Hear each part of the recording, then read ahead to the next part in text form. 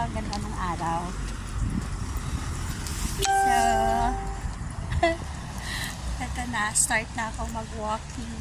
Kanina pa naman ako nag-walking mula pa bahay. Hiningani, nagdala ng kotse para walking. Sana nandito na sila sis Vans. Sana nauna sa akin kasi nag-kotse mga yun eh. Dahil galing silang moonwalk. Nag-moonwalk sila. Oh, sarap ng ng hangin.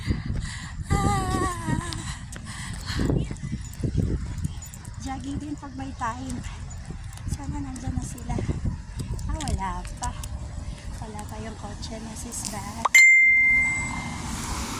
Okay,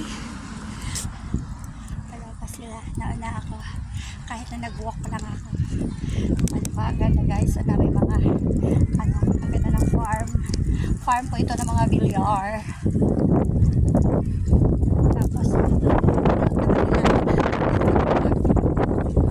jogging area talaga ito.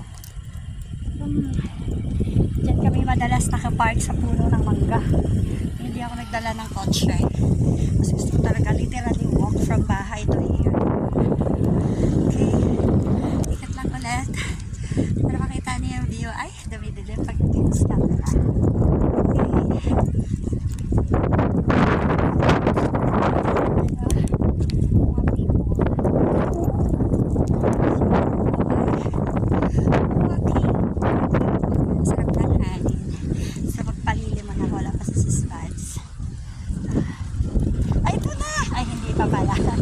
Ibang kotse. Innova yung sasakyan. Ano na yung sasakyan niya? Ay, Avanza. I-Innova pala yun. So, hindi yun.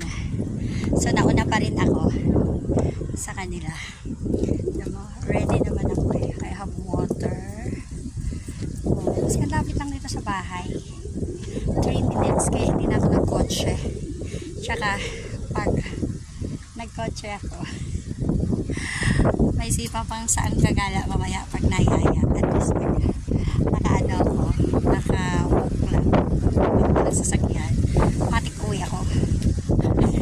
Mamaya ko saan pa mapunta eh.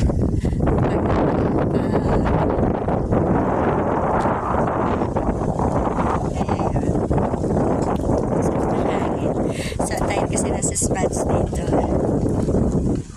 Hanggang sa ewan ko kung may dala yung lafang. Lagi yan ganun eh. Pag pupunta dito, may dalang lafang. So, titignan ko ngayon. Kasi nga, pupunta pa daw siya sa may, saan ba yun? Sinusundo ko si Ate Mila. Si Ate Mila kasi, saan ba si Ate Mila? Admiral. Ayun, Admiral Village. So, doon pa sila manggagaling. Eh, ako, lapit ko lang. Dito lang ako sa BF Resorts. Kaya